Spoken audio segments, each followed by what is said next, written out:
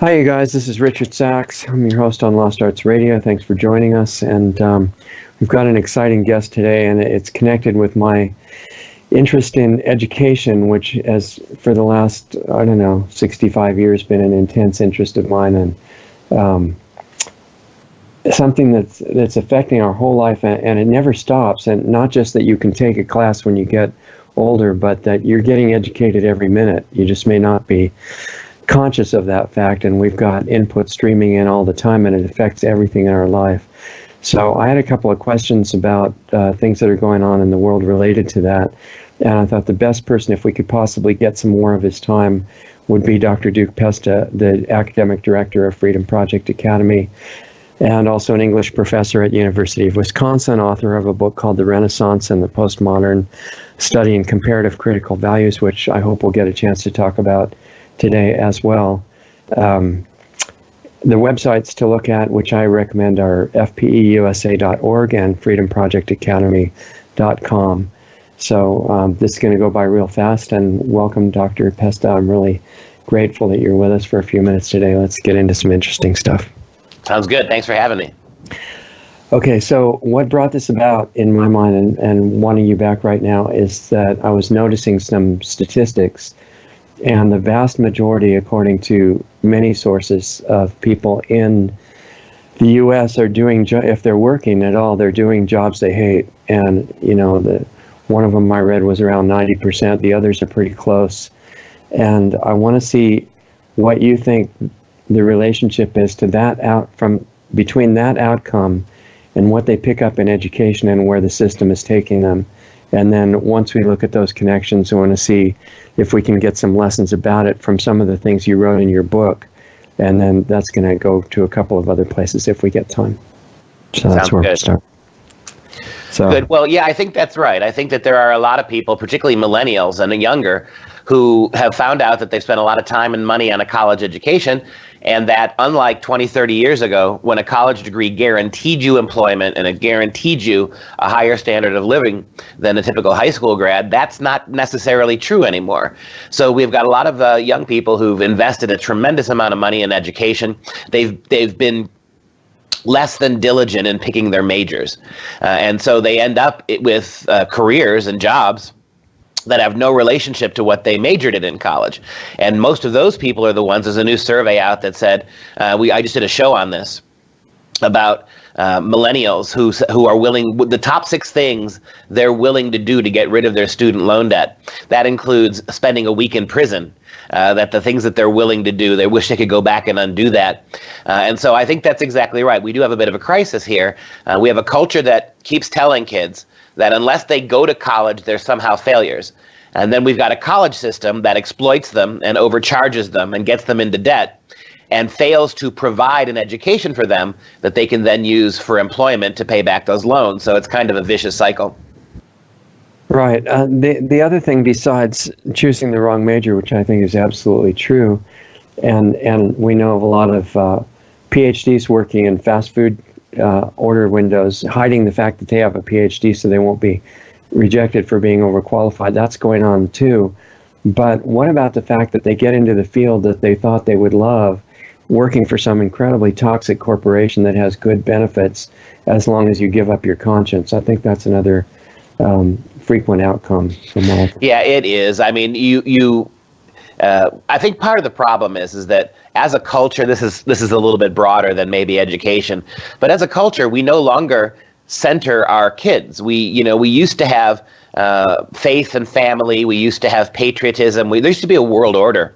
We used to have boundaries for kids. We used to instill manners and discipline. Teaching kids self-discipline was more important than giving them things. And it tended to grow up kids that were more focused and more centered, that when they did take on college, they were more serious about it. They tended to major in more serious things. They could follow up. I just think we have, a couple generations now of utterly unmoored kids.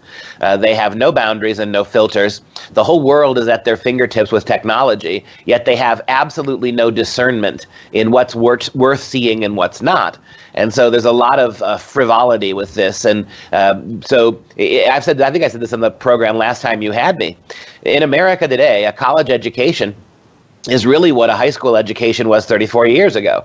1970, you would have graduated knowing more about history, more about culture, more about literature and art. In 1970, you would have graduated high school with a better overall education than you're getting now with your college degree.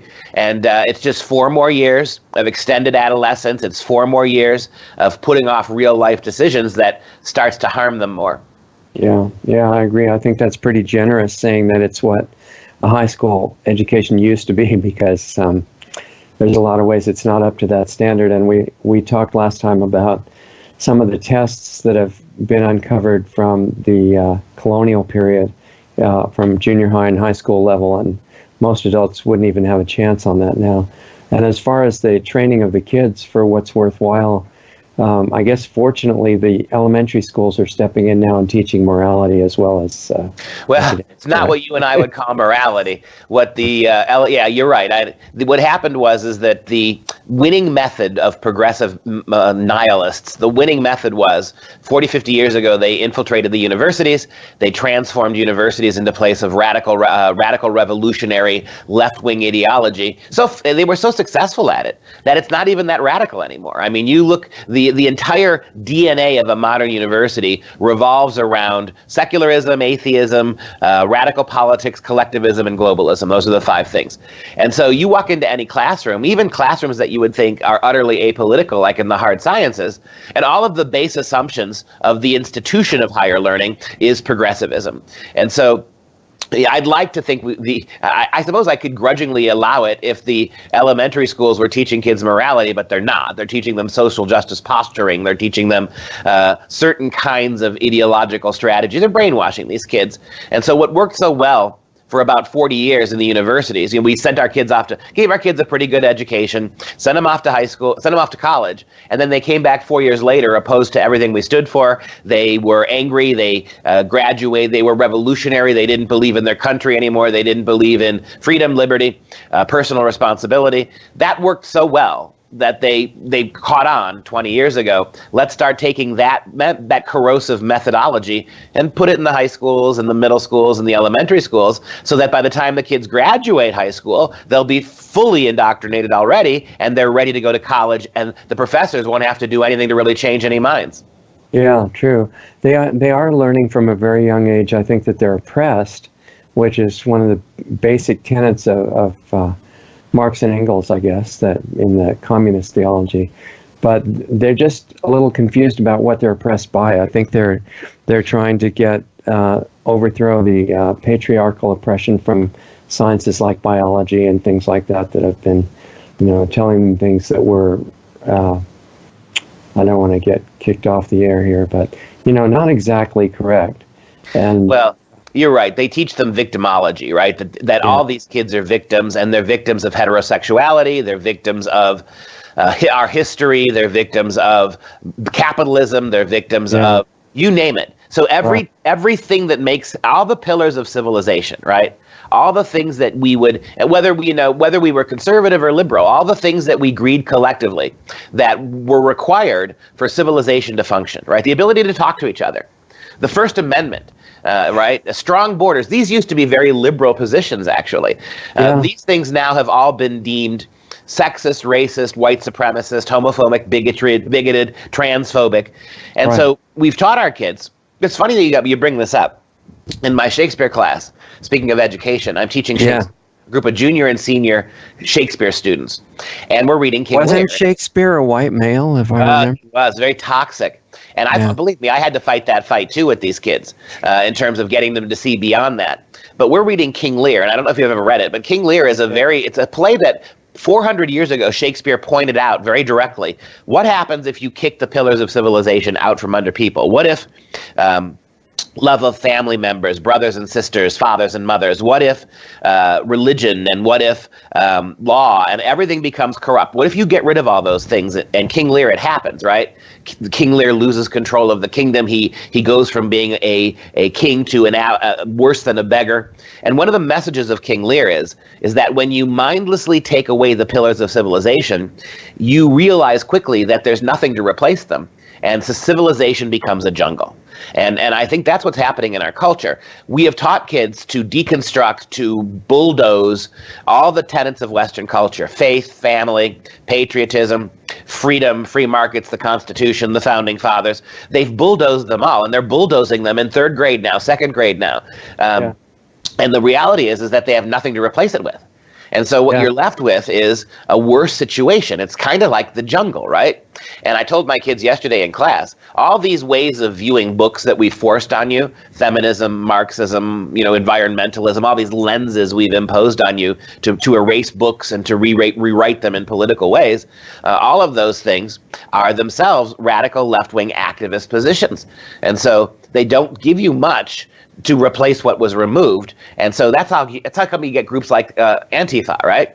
The bunch of college kids who are fighting fascist by being fascist, right? Who are protecting free speech by shutting down free speech, disavowing violence in violent ways. And they're not even educated enough to recognize the hypocrisy of what they're doing.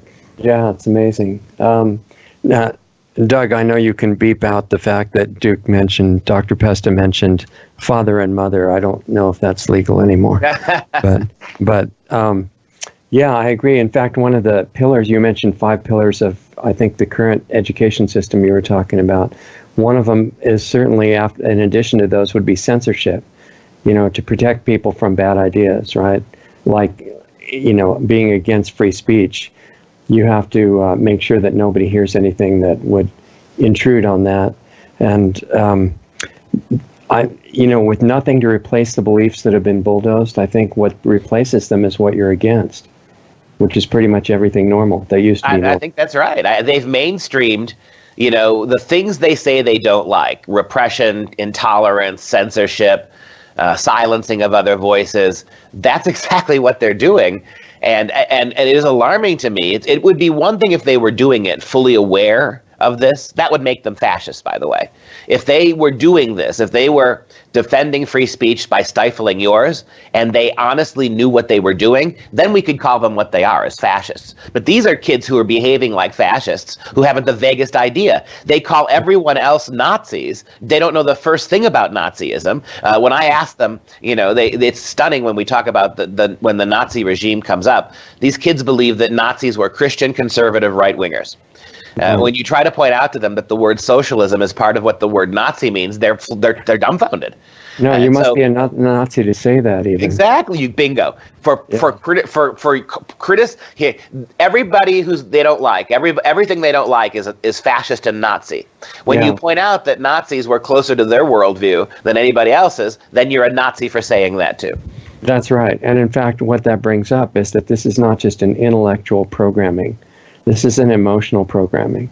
And I think they've been kind of inoculated against these new views being challenged by getting very angry and defensive and wanting to attack instead of considering what you're saying. Well, you're right. It is an indoctrination that is, in fact, it's more emotional than it is intellectual. I find that there's very little intellectualism about this, and this is something that maybe your audience needs to be aware of. Our kids are not getting an education. They're not really getting critical thinking. They're not being able to distinguish between good ideas and bad. They're not able to apply history to modern day life and understand how we got here. So in some sense, what they're getting is a very anti-intellectual education. What they're getting is a lot of emotional manipulation. Emotionalism, outrage, anger, these things now have been deemed virtuous. And you don't even necessarily have to know why you're angry, as long as you're angry at the right things. And anger and intolerance and this kind of bigotry, it's now being taught to them on a very emotive level it's appealing to some kids, because studying history and foreign languages and studying, complicated philosophical issues from the past and trying to see things from multiple perspectives, that's difficult. It takes a lot of work. It takes a lot of hard time.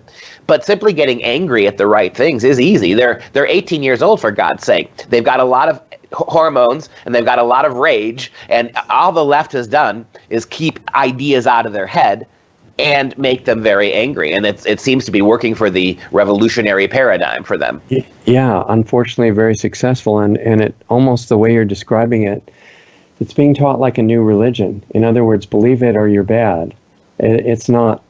It is very orthodox. It's not reasoning that leads to these conclusions. It's indoctrination. You're exactly right. And speaking of the books, just happen to be teaching this semester to a group of freshmen, first semester freshmen. I'm teaching the Screwtape Letters by C.S. Lewis. And if you're not familiar with it, it's really an interesting book. It's a senior devil by the name of Screwtape who's lecturing his younger nephew, Wormwood, about the best way to steal a human soul. And education factors huge in the entire document. The devil is constantly lecturing his little ward about how you can manipulate education. And one of the things that I was teaching to the kids just the other day, Screwtape says, most human beings think that we devils spend our time trying to put ideas in people's head. That's exactly wrong, the devil says. We spend our time trying to keep ideas out of people's heads. Right? Don't let them think. Don't let them reflect on their behavior. Don't let them ask if what they're doing is actually the right thing to do. And that struck me, and I pointed it out to the freshmen, and I said to them, look, to what degree is your education so far through high school and your first year at college, to what degree has your education been more about keeping ideas out of your head than putting them in? And about 80% of the kids in the class raised their hand, and they agreed with that. They felt that they were not being given ideas that they could think about, that they were being told how to behave.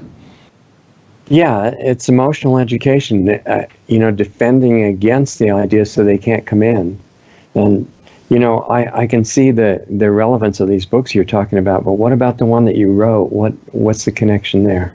Well, that's an academic book, and one of the tragedies of being an academic is that you write books to stay alive. You have to write publish or perish, right? Right, exactly. And you write books that nobody ever reads. So a couple of years ago, I wrote with a colleague of mine, one of the other few conservative professors I know. We were grad students together, and we wrote a book called The Renaissance and the Postmodern because we're both professors of Renaissance literature, Shakespeare and Milton and the great 16th century poets. And so we wrote a book in which we simply pointed out that if you allow the writers of the 16th century, if you allow them to speak without obfuscating their writings with all of these radical leftist lenses, you will find out that those writers had more to say to us than the postmodern ones do, right?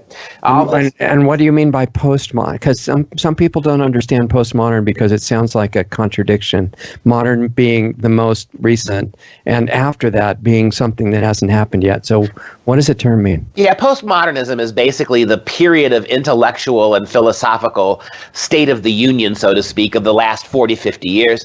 Postmodernism is, it calls itself postmodernism. It's because we have moved beyond even the traditional values of modern life.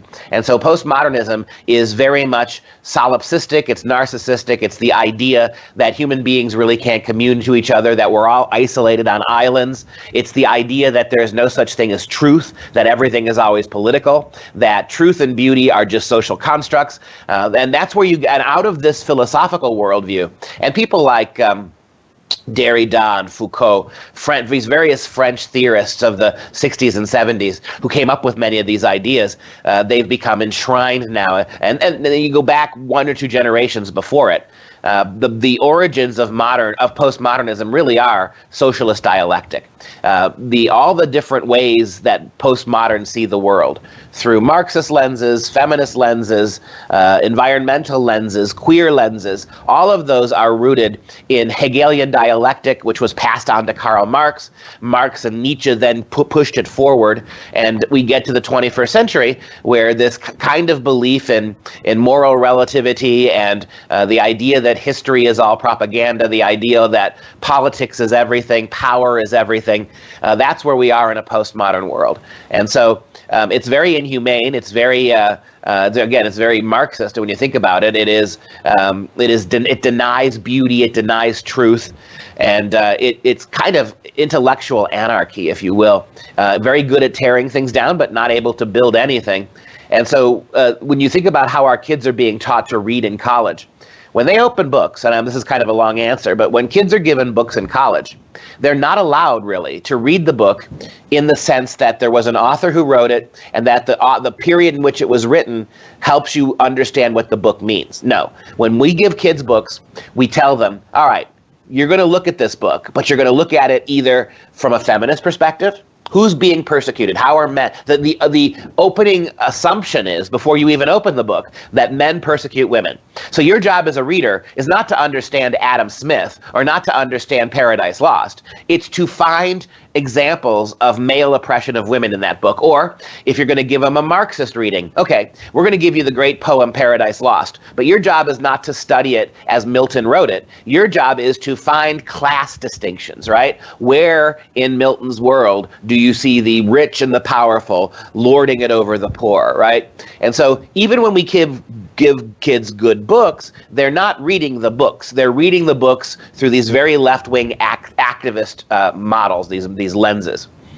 So if that's done efficiently, you could get the same message out of every book, basically. Exactly. I call it the cookie cutter reading, right? Because it doesn't matter what the book says. All you pull out of the book is what you already knew you were going to find to begin with.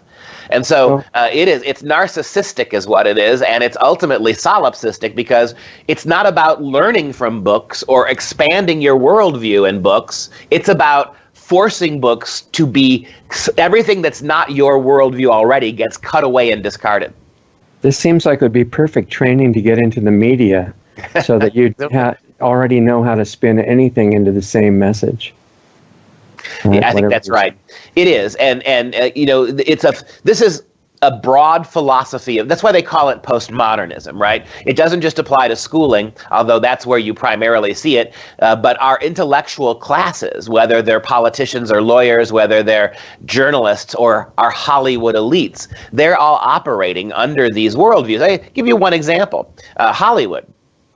So in Hollywood, you don't actually have to be environmentally conscious. If you're Al Gore or you're Leo DiCaprio, you don't really have to live an environmentally friendly life. You get to, I think about when Leo DiCaprio won his Oscar, his honorary Academy Award a few years ago, and he won it not for anything he'd done in terms of acting, he won it for his environmental activism. Now you think about that for a second. Hollywood gives him one of the most coveted awards because he's an environmentalist activist. Now, he left the arena then after he won his award, got into a limousine, drove to a private plane, flew to the south of France where he had his private yacht resting and had a big party.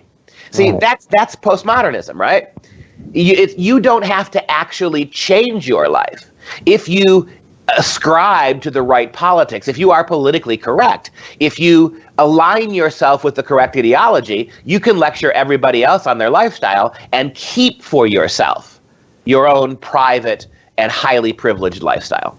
Right, because there's only a few, superior people that are doing that anyway, not enough to ruin the world.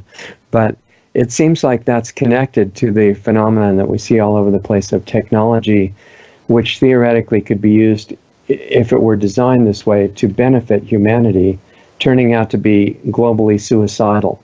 And there are technologies all over the place that are not only destroying real environmental concerns, but people in the process. Even the medical industry being an example of that.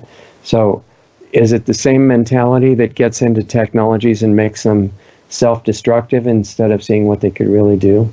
Yeah, I think it is. And another way to look at it is think about all the billionaires who have made their fortunes because of our freedoms, our liberties, and our free markets. How many self-made billionaires are there who now are working really hard to make sure that there's no more billionaires, right? You've got Bill Gates, you've got Warren Buffett, a whole list of these guys who did it themselves. They are a testament to the American dream. Bill Gates is a guy who dropped out of college, for God's sake, right? He didn't need it. It wasn't helping him. Made billions of dollars. And now that they've made this level of money and they have this level of comfort and privilege, they're doing everything they can to make sure nobody else ever has that opportunity. The tech companies, like you said, are engaging in this kind of radical politics now too. And you said something right. That's correct, right? And you look at history. This is why if we educated kids, we could fight back against this. You look at simple history, and the history of almost all socialist nations, all of them, has been that everybody suffers a much lower level standard of living in the name of equality. While the elites, whether there's 1 or 100 or 1,000 of them, the elites continue to live with the highest form of privilege. The average Cuban lives what? They live on about what, $30 American a month, while the Castro brothers have multiple billions in Swiss bank accounts. And so this is the way it goes. And you would think that people would see through this because, you know, the very same people who are urging you to the battlements are the ones who are lounging in their luxury still. So it's you're going to war for people who are absolutely doing the opposite of what they're telling you you're going to war for. Right. Well, I mean, they did achieve world peace, not world peace, but equality in their country. Everybody equally poor. I mean, they at least had that accomplishment. Yeah. Was it Margaret Thatcher? Somebody said socialism is shared misery. Yeah, exactly. But at least it's equal, except for the people running it. But they can't be equal because they have to be in charge.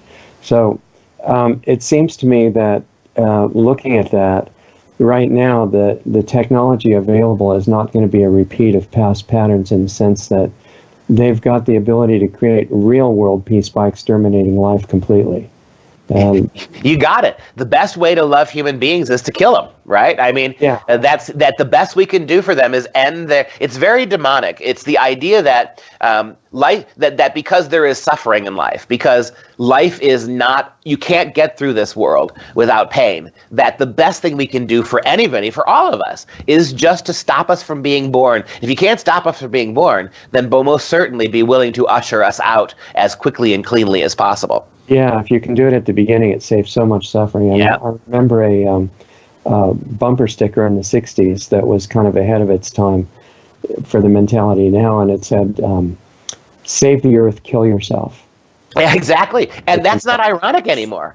I mean, I was reading in the newspaper just the other day that these fatalist societies are growing, where you make a pledge not to bring any kids into the world, and you make a pledge to exit this world before your utility has gone. Right? Don't be a burden. The minute you can no longer actively produce for society, right? You make a vow to leave it, and those things are growing. People are signing on for that kind of stuff. New definition of sainthood, I guess. But so since our time is running really fast, let's look for a minute at if you were in charge of what happens, you know, at least in our country, and you want solutions and to make things better. What are some of the things that you would do to alleviate these issues?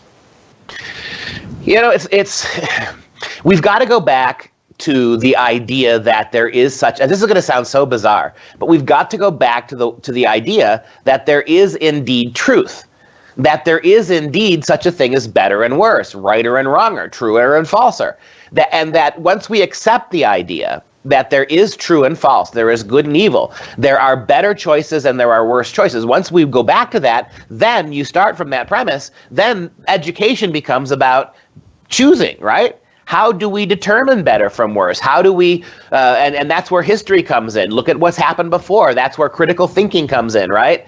And so, but to do that, and this is the thing that always gets me, I've really come to see over the last 10, 12 years that how important the idea of God is, right? Without necessarily denominationaling him, the idea of God, the idea that there is a transcendent good that we can then begin to work back off. Once you got that gives you purpose in life after that. It does. And once we completely got rid of God, and one of the things that postmodernism boasts about is that it is a godless philosophy, right? That there is no to belief in God is childish and juvenile, cowardly. And so human beings are nothing more than highly evolved animals. And therefore, if we're animals, our morality should be the morality of animals, right? Why should we deny ourselves anything? Why should we limit ourselves in any way? Why should we argue that human reason obligates us to behave in a better level than the animals? And the best you could do is move from the cattle to the farmer. And then the mentality of the farmer is to do whatever it wants with hurting the animals. It's not even the mentality of the animal to the farmer. It's the idea of the wolf or the sheep, right? If all we are as animals, and look, there are no shepherds in the world, right? We took dogs and bred them over 1 million years. What were dogs before human beings bred them to be sensitive to us? They were wolves, right? Right. So in the animal kingdom, you don't even have farmers. And if we're just animals, in the animal kingdom, you have wolves and sheep. So you aspire to become a wolf then, right? That would be the best thing. Just yesterday, I asked my kids that question. I said, if postmodernism is correct at the university, I said, that means they're wolves and sheep. And they saw that clearly. I said, okay, so how many of you would want to be a sheep? Raise your hand. And nobody did. And so I called them out. I said, you're all social justice warriors, aren't you? I keep hearing from you how you care about the poor and the oppressed, how you care about inequity. You just admitted that you would rather be a wolf than a sheep. Why would you side with the wolves? Because instinctively, when you ask them that question, they can't answer you. They just know that if it's wolf and a sheep, wolves eat and sheeps are eaten. Right. But so I asked eating feels better than being eaten, right? Yes. And when you ask them to square that with their social justice posturing, they're at a loss to do it. They can't. Yeah, because they think they're fighting for the sheep. That's right. When in reality, they're fighting for wolves. So are all the sheep trying to be wolves underneath everything, do you think? Or are some of them just trained that you're a sheep and that's how it is, and you just, what is a sheep supposed to do if it's not aspiring to be a wolf? You know, the great Russian novelist Fyodor Dostoevsky wrote about this exactly in those terms. And the hero of that book, Raskolnikov, he commits a murder simply to see if he can do it. He commits a murder because he doesn't believe in God, and he doesn't believe in morality, and he doesn't believe in boundaries. He thinks these are all just made up things. So he wants to prove it. And so he kills an old woman for no other reason than to prove his point. And he's having a conversation later in the book with a police lieutenant who's begun to figure out that he's the murderer. And they're talking about sheeps and wolves, just like we are. Okay. And Raskolnikov, the murderer, goes on and on and on about how wolves have a moral obligation to eat sheep, and sheep have a moral obligation to be eaten, right? And so the question that you just broached came up. And finally, after all of this left-wing posturing, the police lieutenant said to him, that's all well and good, but who in Russia today, what sheep doesn't believe he's actually a wolf, right? That what you're doing, he said to the murderer, is by your logic, everybody could kill everybody else simply because they have to prove that they're not sheep. And the murderer had no answer for that. But you're exactly right, that what we've done is we've made these kids think that they're 100% behind the poor, suffering sheep. But the arguments for how we help them, abortion, euthanasia, Antifa war, shutting them down, everything we're doing to the sheep is designed to destroy them, not encourage them to live peacefully. Right. Okay. So there seems like there are certain levels and types of new morality being taught. One is to the sheep, that's your job to be eaten. And there are levels going up the chain of power to the people that are designing these programs to keep the sheep hypnotized to think they're sheep so they can be eaten. And what they're being taught is that since there is no real truth and there's no real basis for any morality, the only morality left is, can you end up being the chief wolf or as close to it as possible? Well, and you think about that and what happened look at places like North Korea, right? Where this is carried, like you said earlier, to a religious extreme, this kind of behavior. Everybody reveres Kim Jong-un as this god because they're terrified not to. Meanwhile, the country's starving to death, right? But his little circle has the best of everything. They live like Saudi billionaires, but the rest of the country's starving to death. Yet those poor downtrodden sheep keep worshiping the wolf who eats them. And what that's the situation we have in America in its most extreme form. That's where the progressive sociological movers and shakers would love to drive us to, right? Far few people alive. Right? Let's have a massive culling of the sheep. Let's take the human population from 7 billion down to maybe 400 or 500 million.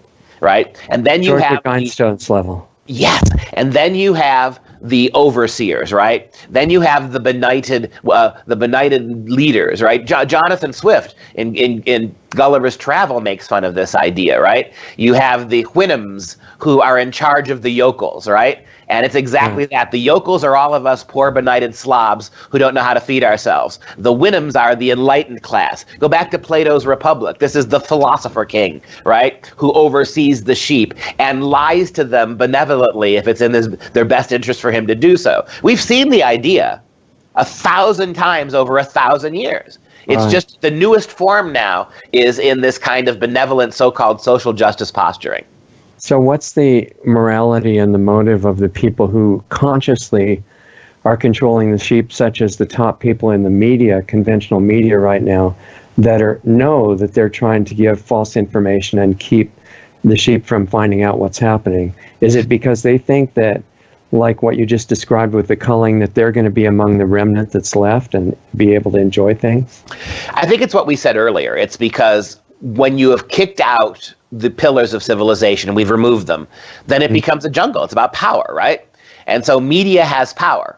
Tech has power, right? And they get together, these powerful elites, to reinforce each other's power, right? It's why journalism and entertainment and technology are all working together on this, right? They're the benevolent woke one. And that word itself shows you, right? Woke. Look at the word woke. If you're woke, that means you are aware, you have a conscience, you're socially just. That's all you have to be is woke. But that implies by definition that the rest of us who don't see it their way are asleep, right? And you see the difference. If we're sleeping and they're awake, then they can do whatever they want to us and we'll not even know they've done it, right? Yeah, so they need to keep us asleep at all costs. Yes, and their wokeness is not about moral virtue. It's about power, right? The awake will run everything. The sleeping will be excluded from it all, right? They can be the wolves. Exactly. Now, higher up the chain, you get through the banking systems, and this is obviously a very abbreviated version because we're almost out of time, but you go up to the central banks that are overseeing each country, and then above those levels, we've heard from people who have escaped from the system at higher levels that it's not about money. It's more a satanic approach. And the people are doing things that at the top appear to be headed toward not a culling as an endpoint, but a sacrifice of everything, including themselves. And they don't want their minions to know that, because you can't motivate them unless they think they're going to be left. If nobody's going to be left, which it really looks like the plan is to do that, then they wouldn't be able to motivate the people that work for them. But at the top levels, they're doing things that are not the revocable kind of damage to humanity and to the earth and to life forms all over the place. It's clear that they don't intend to bring it back. So how does that fit into the whole wolf paradigm? Well, I don't think wolves, when they're eating up the sheep, stop and think about whether there'll be enough sheep to eat 5, 10, or 20 years from now. Right. Their power is sated now. And so I don't think they think about those things. They don't need to. The alpha doesn't need to think about population density, right? And so that's part of it. I just want to sort of get an answer to what you said. Step back to what we said before about what the answer is to this. Yes. Take the idea of Christianity as just one religion, and I think we can all agree that Christianity is the religion that has had the greatest impact on Western culture over the last 2,000 years. I think that's a safe statement. Mm-hmm. Now look at the idea of Christianity. The God of Christianity entered the world to save it. He did not enter as a king. He who made the universe, he who sat on a throne, he who had the power, he gave it up. He entered the world as a slave. He entered the world as a poverty-stricken child, right? That power that the alpha who created the universe entered as the beta, right? And what he did was he suffered for the sheep. He even uses that metaphor. I am the good shepherd, he says, right? I will lay down my life for the sheep. And why the idea of God is so important, and in particular, I would argue the Christian God, because the Christian God is primarily a God of sacrifice, who sacrificed himself for those of us who were genuine sheep compared to him. And that model is the model on which Western culture has evolved. It gave us the Magna Carta. That's the model that gave us the founding of this country. That's the ethos, right? That the more we've progressed over the last 2,000 years, and certainly over the last 300, the idea that power should serve others, not that power should serve itself. And the more we get away from the Christian foundations of the nation, the more we go back to the old system where power serves itself, and the powerless they have no moral recourse, let alone physical one. Their job is to be eaten. So is a summary of that in your, your opinion to say that a solution to all of this, if there is one, is for individuals to wake up and become more conscious of what they could really be, and then to become that. And if that's true, is there a chance for individuals just to feel better about the mess that's happening, or to really change the whole thing? Well, I think you hit on something important. If you want to boil this entire 45-minute conversation down to one word for each side, they're for collectivism, we are for individualism, right? Okay. And everything they push for is collectivity, right? That you lose your individuality, you lose your individual worth in the name of these big... for the greater good. Yeah, exactly. Now, again, go back to the individual. I think you're right. The answer is we've got to find a way to turn the focus of civilization back to individuals and away from collectives. And again, I will point out that the single biggest voice for the individual in the history of the world has been Jesus. I mean, whether you believe who he is, he's the Son of God or not, look at the Gospels. He is a champion for the individual. He doesn't heal people collectively. He treats people as individuals. He walks among them. The forgotten, the downtrodden, the sick, the dying, the leprous. He puts his hands on them. He puts his fingers in their ears to make them hear, and he spits on the dirt and makes mud and wipes it on their eyes to give them their eyesight back. His entire mission is for the individual. His salvation is for every individual, not for us as a collective. And I think that whether you believe in who he says he is or not, his idea of promoting the individual at the expense of everything else is the only hope for civilization. It's always been the only hope for civilization. So does that mean each individual should have it as their aspiration to change themselves rather than worrying about whether the rest of the world changes or not? Well, and if it's just them, how much does that improve this situation? Well, if you think about the ethos of Christianity and what Christ said, true enlightenment is suffering for other people. What is the greatest love of all? It is the willingness to lay down your life for another, right? So for Christ, the working out of this individuality is to make the individual, not because the government puts a gun to your head and says you will care about your comrade or else the party will destroy you. It's you as an individual recognizing the truth. You have to volunteer with your free will to take what's powerful about you or what's talented about you and to use it in service to others, not to yourself. Right? And notice how even the decision is based on the individual. There's no proletariat party. There's no central communist organization whose job it is to force you to be benevolent, right? It must be an individual choice, and it must be an individual choice to choose to serve, and to choose in particular to be servants to the sheep, right? Why does Christ wash the feet of his disciples? And why does he tell them to do the same thing? Because to whom much is given, much will be expected. The more power and wealth you have, the more obligated you are as an individual to serve others with it. And we've never been able to do it perfectly. If we'd been able to do it perfectly, I suppose we'd all be living in the New Jerusalem now. But the point is that it's, for Christianity anyway, it's not succeeding, it's trying, right? And I would go back and argue that America was the first country that was founded specifically on that kind of an ideal, where government, the collective government, works for us. We don't work for it, right? That government is there not to engrandeur its own power, but to serve the people. We've gotten really far away from that now. In fact, that may be the single biggest thing that progressive secularists want to get rid of the United States over, right? Individual liberty, individual rights. That's what the main firing line is right now in this war, and they're winning it.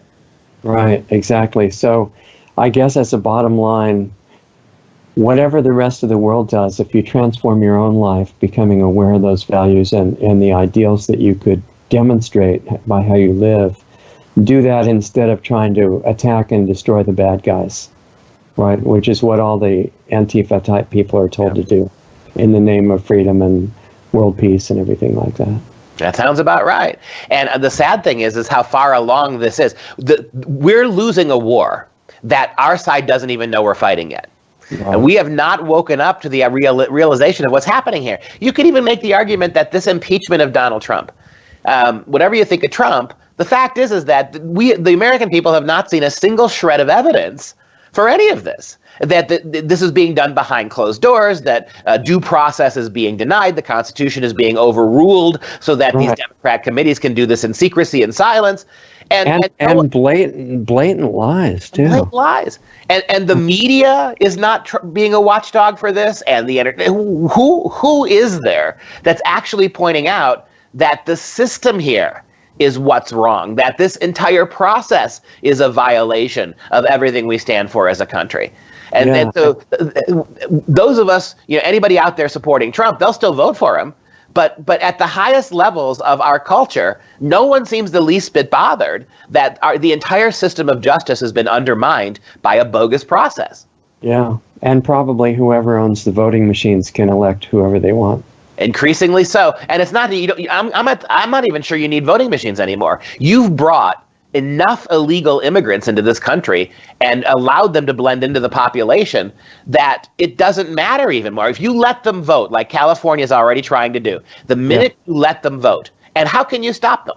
I mean, at some point, if they know we're not going to remove them, we're not going to stop them from coming, we're not going to deport them, then at some point, if you're going to let them stay here as a country, and we've decided we're going to let them stay, then you can't stop them from voting, right? And so once they vote, 90% of them are going to vote not for individualism and liberty and pulling yourself up by your bootstraps. That's hard work. They're going to vote for what? They're going to vote for this big progressive enclave who's welcomed them, who's told them that you're natively superior to actual Americans, right? That this was your land before we stole it.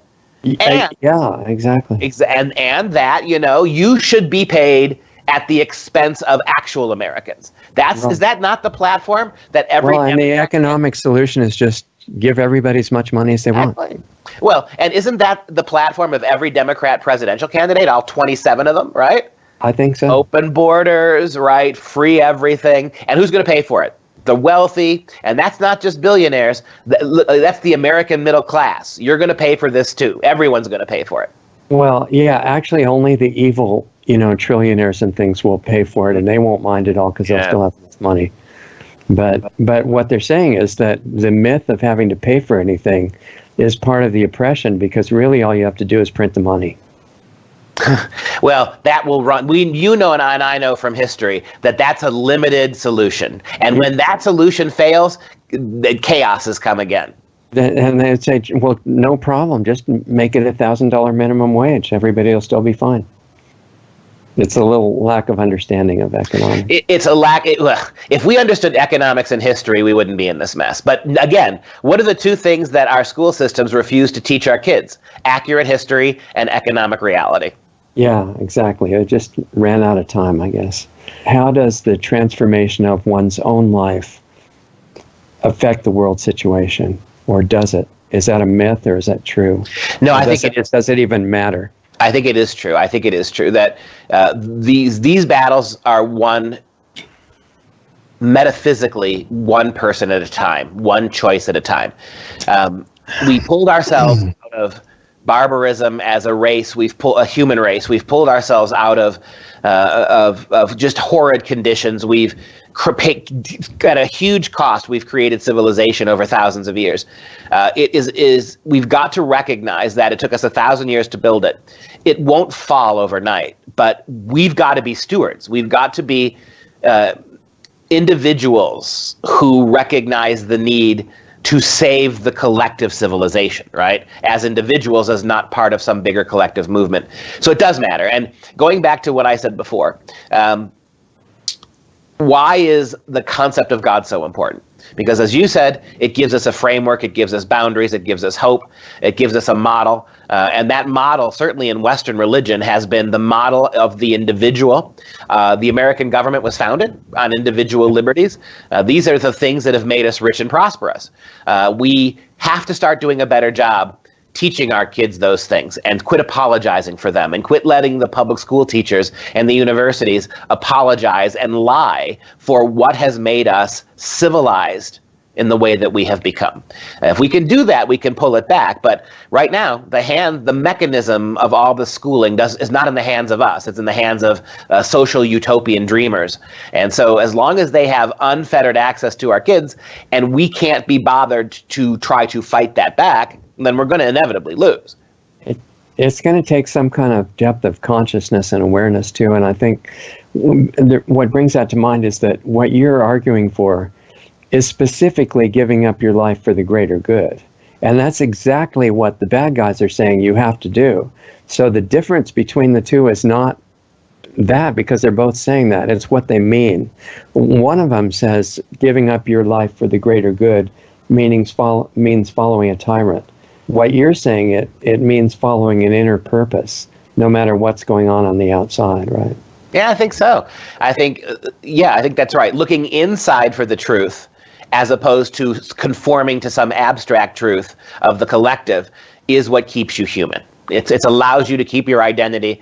And it's the story, isn't it, of every dissident who stood up to the regime, every Solzhenitsyn, every Mother Teresa, every warrior who fought against the kind of every Schindler, right, who fought against the collective groupthink that became so devastating and so destructive.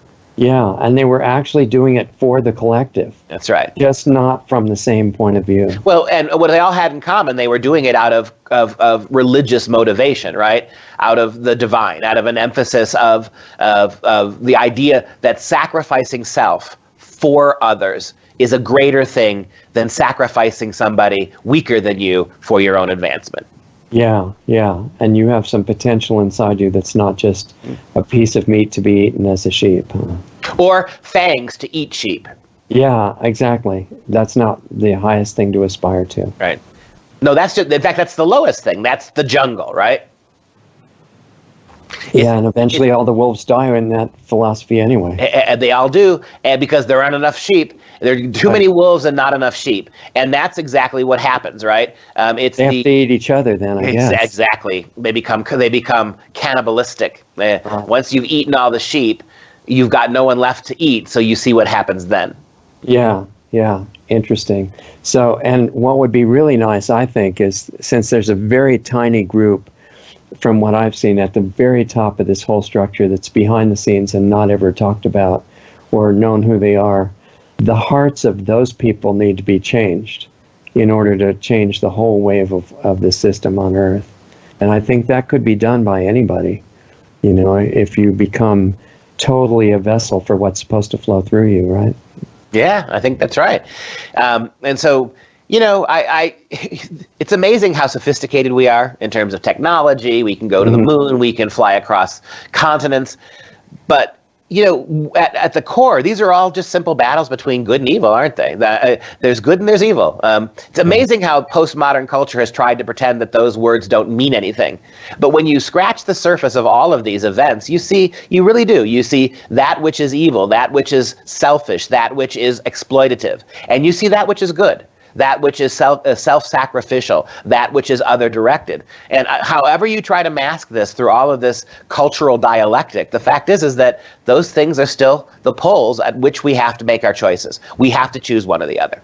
Yeah, and it's really paradoxical because giving up everything for the sake of your inner direction is actually to let some huge power flow through you that could make things a lot better.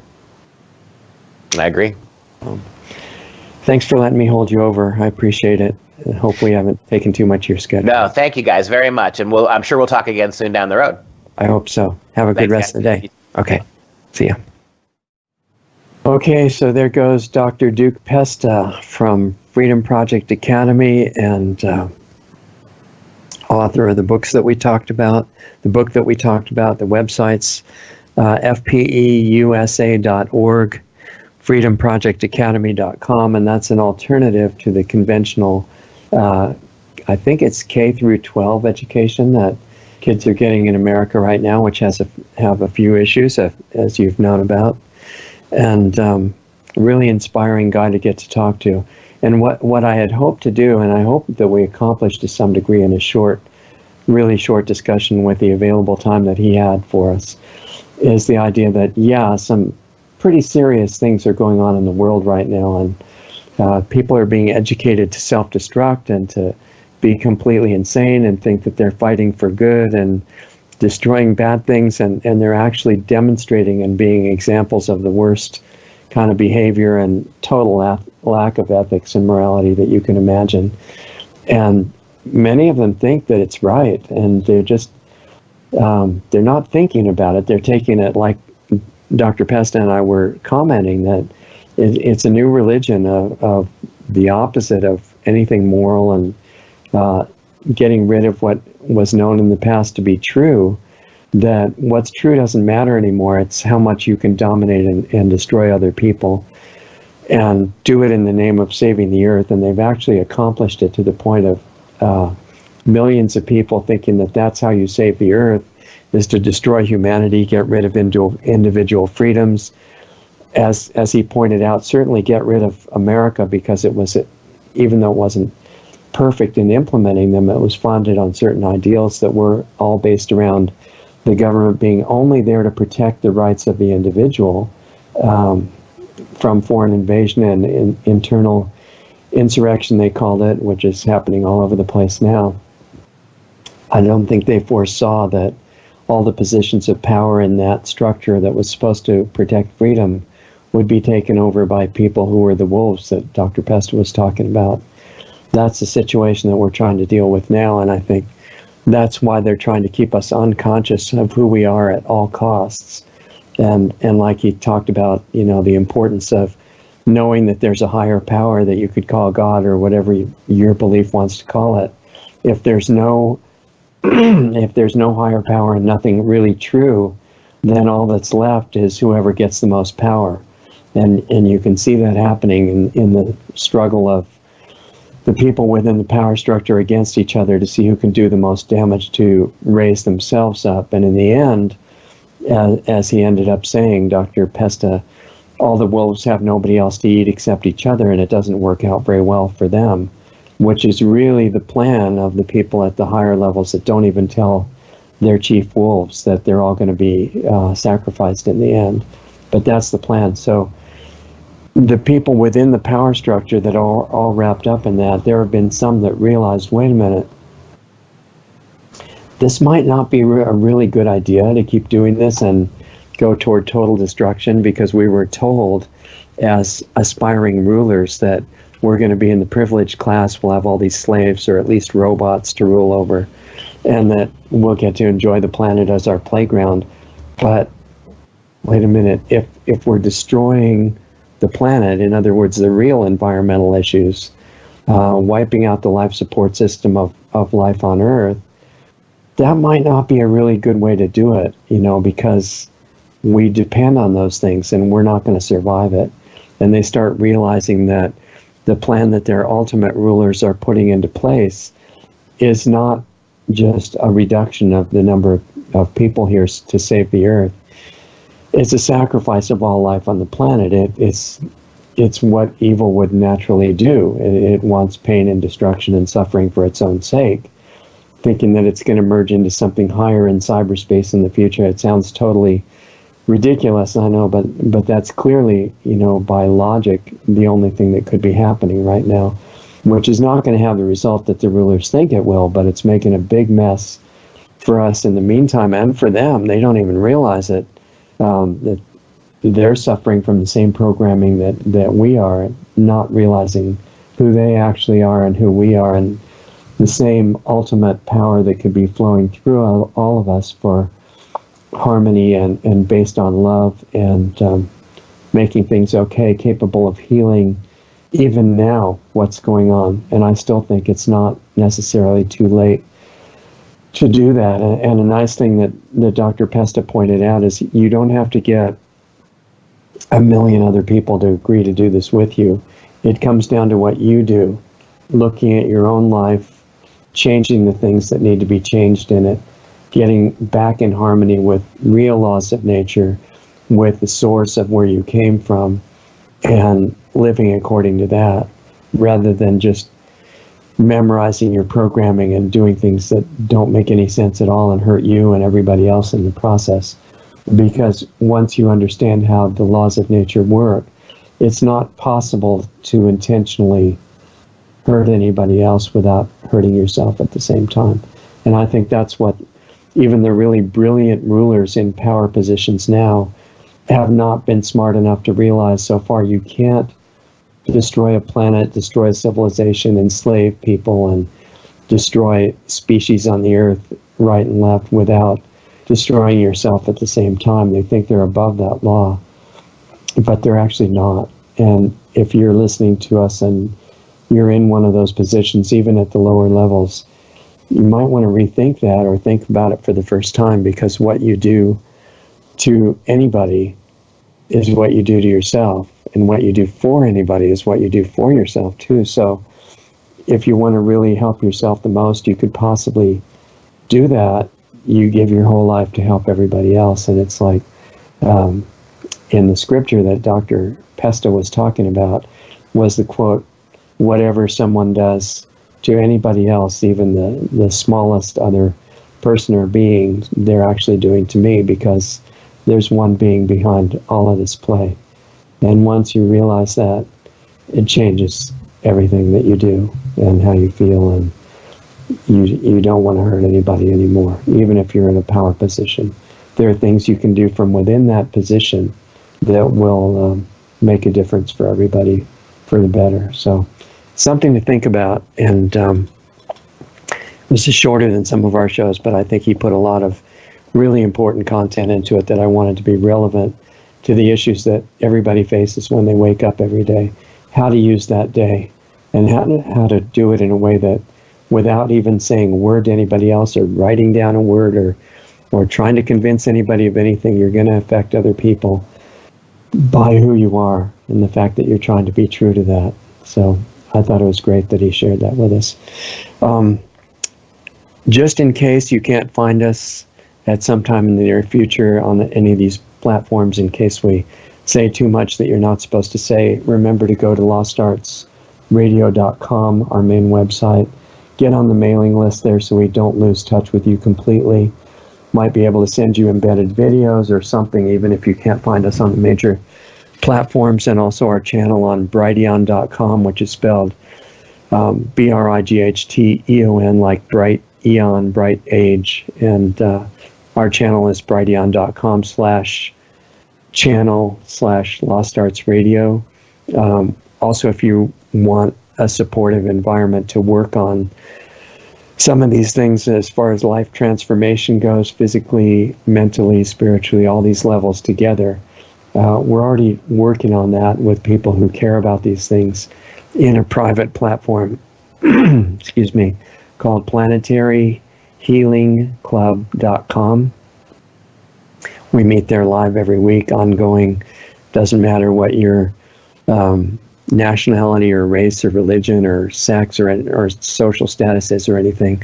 Everybody's equal there, because we're all spirit inside bodies trying to make use of this brief time in the world as well as we can. And there are small dues that go to our nonprofit if you join that with us. And then we can talk about information that probably wouldn't be able to share publicly and still stay on the air. Things that I've been working on in the research that I've done over the last 54 years or so, and is still ongoing.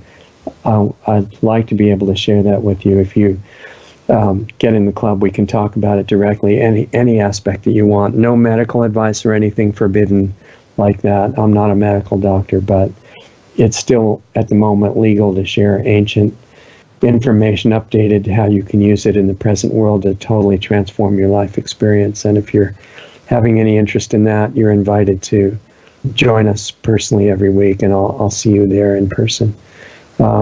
If occasionally we get time to share some of this stuff on an individual basis, all based on life transformation, health issues, no medical advice again, but health and life issues that you want a boost on. There's some really powerful information we can share. Private sessions are occasionally available. Just write to me on email if you're interested in that, richard@lostartsradio.com. Can't do a lot of those, but we can fit everybody in the club and just do the best we can. The other thing is our Sunday shows will continue like this one to have the most inspirational people and organizations we can find, people that have an impact on education. And even though maybe we've gotten no good education up to now in the public system, where the education we've got has been the opposite of education, we can start on doing that ourselves and then work with what we learn, put it into what we do every day, and give the planet the best chance we can to have life on this place survive. And I think that would be good, turn things around. And like Dr. Pesta was talking about, if we begin to have some understanding of what's actually happening, it does give us a responsibility, if we want to accept it, to try to become what we believe in. You know, like Gandhi said, become that change that you really like to see in the world, rather than try to convince other people to do it. Become it just by being around you. People will start to wonder about the same things that are motivating you, and the change will spread. So anyway, sorry for talking so long. I hope you enjoyed the show. We'll try to get you a video or two during the week, and I hope that you have a great week, and we'll see you at the next show. Talk to you soon.